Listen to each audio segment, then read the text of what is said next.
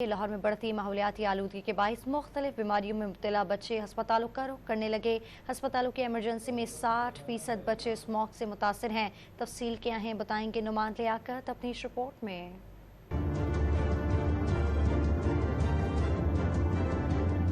لاہور کی آلودہ فضا میں جینا دشوار ہونے لگا۔ اسموگ نے بچوں پر حملے کیے تو اسپتالوں کی ایمرجنسی میں مریض بچوں کا رش بڑھ گیا۔ نزلہ، زکام، کھانسی اور بخار کی علامات کے ساتھ 60% سے زائد بچے رپورٹ ہوئے ہیں۔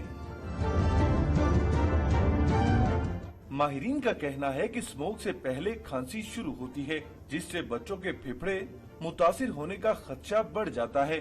کف سے معاملہ سٹارٹ ہوتا ہے، سمپل فلو کف سے سٹارٹ ہوتا ہے اور اس کے بعد پھر لنگز کو انوالو کر جاتے ہیں، اور اس سے یہ عام طور پہ کیونکہ یہ مسئلہ اب ہمارا اکیوٹ نہیں رہا، یہ کرونک ہے، یہ کیونکہ کافی سالوں سے اب چلتا آ رہا ہے، تو جب ایک چیز ایڈ آن ہوتی جاتی ہے تو پھر لنگز الٹیمیٹلی ڈیمیج ہوتے جاتے ہیں۔ تو اس سے کیا ہوتا ہے کہ اکیوٹلی تو فلو ہوتا ہے، پھر کف ہوتی ہے، پھر بچے کو سانس کی مشکلات آ جاتی ہیں۔ ماہرین صحت نے زور دیا کہ اسموگ کے دنوں میں سب سے زیادہ احتیاط بچوں سے متعلق برتنی ہوگی تاکہ ان کو بیماریوں کے حملوں سے محفوظ رکھا جا سکے۔ کیمرہ مین فاروق احمد کے ساتھ نعمان لیاقت، ڈون نیوز لاہور۔